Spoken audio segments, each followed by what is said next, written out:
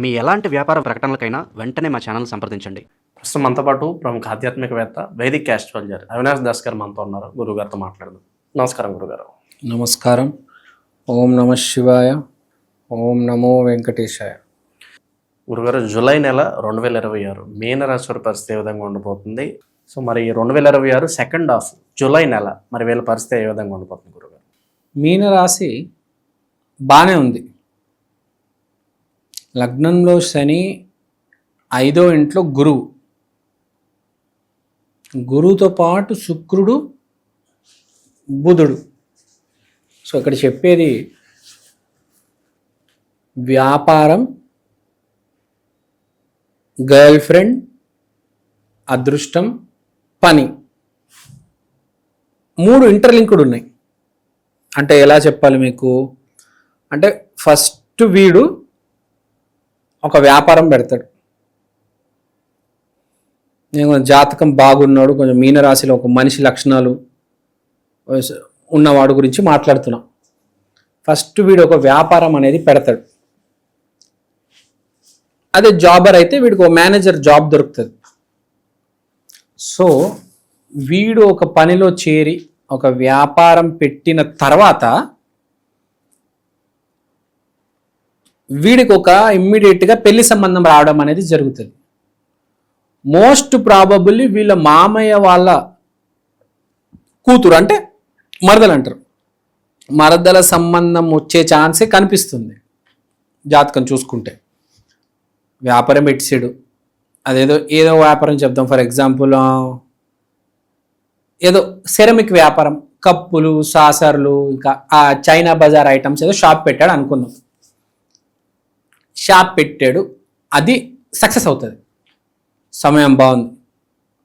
గురువు ఉత్తమ స్థితిలో, ఉచ్చ స్థితిలో ఉండడం వలన వీడు అనుకోకుండా, వీడికి ఏ నాలెడ్జ్ లేకపోయినా ఏదో 10 మందిని చూసి కాపీ కొట్టి చైనా బజార్ పెడతాడు.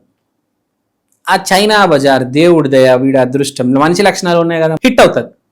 నెక్స్ట్ ఏం జరుగుతుంది తెలుస్తుంది అందరికీ. ఓ వీడు చైనా బజార్ పెట్టాడు, వీడు బాగానే సంపాదిస్తున్నాడు. అయితే వీళ్ళు మామయ్య ఫోన్ చేస్తాడు, మా కూతుర్ని పెళ్లి చేసుకో.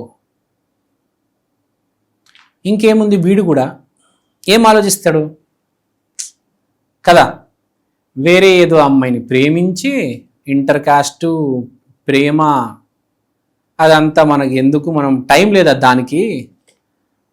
మన ఇంట్లో పిల్ల, మనకు వ్యాపారం ఉంది, నడుస్తుంది, చేసుకోబడలా, పెళ్ళి చేసుకుంటే బాగుంటుంది కదా అని అనుకుంటాడు కదా. అవునా కదా? శుక్రుడు బుధుడు ఇద్దరు కలిసి ఉన్నారు కాబట్టి సో వీడికి మ్యారేజ్ ప్రపోజల్ వస్తుంది. వీడేం చేస్తాడు, ఇదేదో బాగుంది, నాకు జేపీ మార్గంలో మేనేజర్ ఉద్యోగం ఉంది, ఇంకోటేమో నాకు చైనా బజార్ షాప్ ఉంది, ఇంక ఇప్పుడు మిగిలింది ఏంటి, పెళ్ళి. సరే ఒకసారి అమ్మాయిని కలుద్దాము అని చెప్పేసి మరదలు ఫోన్ చేస్తాడు. ఫోన్లో మాట్లాడతాడు, మరదలు 1-2 సార్లు వచ్చిపోతుంది, అంతా బాగానే ఉంది, పెళ్ళిళ్ళు ఫిక్స్ అవుతాయి. చాలామందికి యోగం ఉన్న వాళ్ళకి ఇప్పుడు వ్యాపారం పెట్టబోతున్నారు. జాబ్ చేసేటాళ్ళ కంటే వ్యాపారం చేసేటాళ్ళు ఎక్కువ మనకు తెలుసు. సో వ్యాపారాలు పెట్టబోతున్నారు, సూపర్ సక్సెస్ అవ్వబోతున్నాయి. తర్వాత మనం దీని గురించి మాట్లాడడం, మాంగళ్యం కూడా జరిగిపోతుంది. ఒకటి గుర్తు పెట్టుకోవాల్సింది ఏంటంటే, వీళ్ళు నేను ఇంకా కష్టపడాల్సిన అవసరం లేదు, మా పనాల మీద వదిలేస్తాను, పెళ్ళేమో అమ్మా నాన్న చూసుకుంటారు, మరదల్ని తీసుకొస్తారు, అలా వదిలేయకూడదు అని ఇక్కడ మెసేజ్. పని మెల్లిగా నేర్చుకోవాలి, లేకపోతే ఏ రోజు ఏ పనాడు మోసం చేస్తాడో తెలీదు.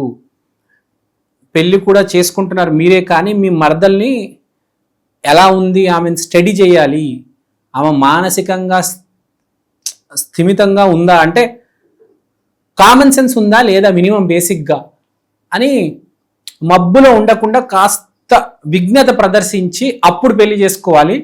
ఆ వ్యాపారాన్ని కూడా అలా ముందు కొనసాగించాలి అని మెసేజ్. ఎందుకంటే చీటింగ్ చేసే ఛాన్స్ కనిపిస్తుంది వ్యాపారంలో. మీకు చీటింగ్ జరగచ్చు, తేడా జరగచ్చు.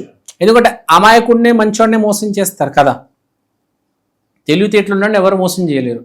సో ఇక్కడ చెప్పేది ఏంటంటే కొంచెం జాగ్రత్తగా ఉండండి, మోసపోయే అవి కనిపిస్తున్నాయి. తొందరపడి మరదల్నే పెళ్లి చేసుకోమాకండి. మీకు ఒకవేళ మీ మరదల సంబంధం డౌట్ వస్తే వదిలేయండి, వేరే అమ్మాయిని, మళ్ళీ ఇంకో సంబంధం వస్తుంది మంచి సంబంధం. మీ అడ్వాంటేజ్ మిమ్మల్ని అడ్డుపెట్టి మీ అడ్వాంటేజ్ తీసుకుంటారు వీళ్ళ మంచికి. రేపు డ్యామేజ్ అయ్యేది మీకే. అదేదో ఏమని అంటారు ఏంటంటే కౌన్సిలింగ్ సెంటర్లు, కోర్టులు, పోలీసుల చుట్టూ తిరిగి పెళ్లి నాశనం అయిపోయి వ్యాపారం మొత్తం మునిగిపోయి అలాంటి ఇబ్బందులు ఏమీ పడకుండా మీరు కొంచెం జాగ్రత్తగా ఉండాలి. కానీ ఏమి జరగదు, ఎందుకంటే గురువు ఉచ్చ స్థితిలో ఉన్నారు కాబట్టి అంతా బాగుంటుంది. కానీ మీ జన్మ జాతకంలో పరిస్థితి బాగాలేకపోతే ఇవన్నీ జరిగే అవకాశాలు ఉన్నాయి. 10% 20% అయినా ఇబ్బంది పడవచ్చు. కాబట్టి కళ్ళు 4 వైపులు చూసి నిర్ణయం తీసుకోండి. ఇంపార్టెంట్ నిర్ణయాలు తీసుకోబోతున్నారు రాబోయే 3-4 నెలల్లో. అదృష్టం కలిసి వచ్చిందండి. ఇప్పుడు అదృష్టం ఈడు ఏమి చేయలే, ఈడికి ఏ తెలివితేటలు లేవు, చదువు లేదు, చైనా బజార్ పెట్టాడు, దేవుడి దయ. లేకపోతే వీడు కానీ తెలివితేటలు ఉన్నాయా? అస్సలు లేవు. మొత్తం నాశనం చేసి, దుంపనాశనం చేసి, సర్వనాశనం చేసి, ఫ్యామిలీని ముంచేసే తెలివితేటలు వీడివి. దేవుడి దయ మంచితనం కాపాడింది. కొంతమంది మనం చూస్తాము, మొదటి వ్యాపారం, రెండో వ్యాపారం, 3 వ్యాపారాలు పెడతారు అయినా నడవవు. 4వ వ్యాపారము, 5వ వ్యాపారము హిట్ అవుతుంది. అప్పటికి వాడు పిచ్చోడైపోయి టెన్షన్ చచ్చిపోతూ ఉంటాడు. కానీ వీడు చూడండి, వీడు అదృష్టం మంచోడు, కానీ తెలివితేటలు లేవు, చదువు లేదు. ఏది కాపాడింది? మంచితనం. గురువు గ్రహం వీడిని సెటిల్ చేసి, వీడి పెళ్ళి కన్ఫర్మ్ చేసి, వీడికి పెళ్ళి బట్టలు కూడా ఇప్పించేస్తాడు గురువు. అన్నీ రెడీ పెట్టుకొని కూర్చుంటాడు హ్యాపీగా షాప్లో ఏసీ ముందు. నిజమేంది? అసలు దేనికి పనికిరానాడు, వేస్ట్ ఫెలో, ఒక్క క్వాలిటీ ఉంది, మంచివాడు, గుడ్ బాయ్. ఇంటెలిజెంట్ బాయ్ కాదు, ఎడ్యుకేటెడ్ బాయ్ కూడా కాదు, గుడ్ బాయ్. పని కూడా రాదు. ఆ షాప్లో ఏ సరుకు ఎంతో తెలియదు, ఆ పని వాళ్ళే చెప్తే రాస్తూ ఉంటాడు బిల్లులు. 50 రూపాయలు సార్, 70 రూపాయలు, 100, 200, 300, 500, ఫుట్బాల్ 120 బిల్లులు ఇవ్వడము. అంతే కదా, జనాలు వచ్చి స్కాన్ చేసి వెళ్ళిపోతారు. వీడికి ఏమైనా వచ్చా, వీడేమైనా చేశాడా అని అడుగుతున్నాను నేను. అది గురుగ్రహం. అంటే ఏ పాపం తెలియనివాడికి, ఏ తప్పు చేయనివాడికి ఎప్పటికైనా మంచి జరుగుతుంది. ఇదే ఎగ్జాంపుల్, ఇదే ఇప్పుడు మీనరాశిలో జరగబోతుంది. మీనరాశి వాళ్ళు గురుతత్వ రాశి కాబట్టి మంచి వాళ్ళు, కాబట్టి జాగ్రత్తగా ఉండాలి. గురువు రాశి వాళ్ళు ధనస్సు రాశి, మీనరాశి ఎప్పుడైనా జాగ్రత్తగా ఉండాలి. గుర్తుపెట్టుకోండి, మిమ్మల్ని మోసం చేయడానికి వస్తారు. ఎవరి జాతకంలో అయితే రాహు పాడైపోయి ఉంటుందో వాడు, రాహుకి గురుకి పడదు. రాహు ఎవరి జాతకంలో అయితే పాడై ఉంటుందో వాడు ఏం చేస్తాడంటే ఫస్ట్ ఈ గురు జాతకంలో వాళ్ళని పాడు చేద్దామని చూస్తారు. సో ధనుసు రాశి, మీనరాశి జాగ్రత్తగా ఉండండి, మోసగాడు రావచ్చు. అది మైండ్ చాలా అలర్ట్గా ఉండాలి. కాస్త మీరు గాల్లో ఇటు అటు తిరిగి ఫోన్లు చూసుకుంటూ, రీల్స్ చూసుకుంటూ ఉన్నారు అంతే, కింద నుంచి మొత్తం లాగేస్తారు. ఒక్క ఫోటో, ఒక్క స్కామ్ జరిగితే ఇంకా అంతే, మొత్తం వెళ్ళిపోతాయి మీ అకౌంట్ నుంచి. మీకు తెలిసిన వాళ్ళే పంపిస్తారు మళ్ళీ, అది కూడా తెలిసిన వాళ్ళు వేరే వాళ్ళ నెంబర్ నుంచో పంపిస్తారు. వీడు అకౌంట్లో డబ్బులు ఉన్నారా, తెలిసింది 30 లక్షలు ఉన్నారా, నేను స్కామ్ చేద్దామని స్కామర్స్ని పిలిపించి మరీ చేయిస్తారు. అది కొంచెం జాగ్రత్తగా ఉండాలి. ఏది పడితే అది ఓపెన్ చేయొద్దు. ఫోన్లో మధ్య అవి వస్తున్నాయి కదా, జాగ్రత్తగా ఉండాలి. మీనరాశి వాళ్ళకి చెప్తున్నాను, గురుతత్వ రాశులు జాగ్రత్తగా ఉండాలి. కాస్త మోసపోయే ఛాన్స్ ఉంది. తర్వాత పరాక్రమం చూపించాలి, చాలా అలర్ట్గా ఉండాలి, మబ్బుగా ఉండకూడదు. ప్రేమ పెళ్ళి అంతా బాగానే ఉంది, వ్యాపారం అంతా బాగానే ఉంది, హ్యాపీగా వెళ్ళిపోండి, ఏ గొడవ లేదు. ఒకటి బాడీ పట్ల లేజినెస్ వదిలేయాలి. అలా డబ్బులు వచ్చి అలా కూర్చోవడం కాకుండా వ్యాయామం, లక్షణం అవన్నీ చేయాలి. ఇప్పుడు మీనరాశిలో కాస్త జాతకం బాగాలేని వాళ్ళు, కొంచెం నెగిటివ్ యాటిట్యూడ్ ఉన్న వాళ్ళు కొంచెం రెమెడీస్ చెప్తాం. మీనరాశి వాళ్ళు ఫస్ట్ ఏం చేయాలంటే ఆదర్శ దంపతులు ఎవరు అంటే మనకు శివ పార్వతి ఆదర్శ దంపతులతో రామ సీత బేసిక్గా సీతారామ కళ్యాణం ఒకటి జరిపించేయండి. మీ పెళ్ళికి ఏ ఆటంకం లేకుండా ముందుకు హ్యాపీగా వెళ్ళిపోతుంది. తర్వాత వ్యాపారం అంటారా, వ్యాపారం అంటే మనకు వెంకటేశ్వర స్వామి బాగా గుర్తుకొస్తారు.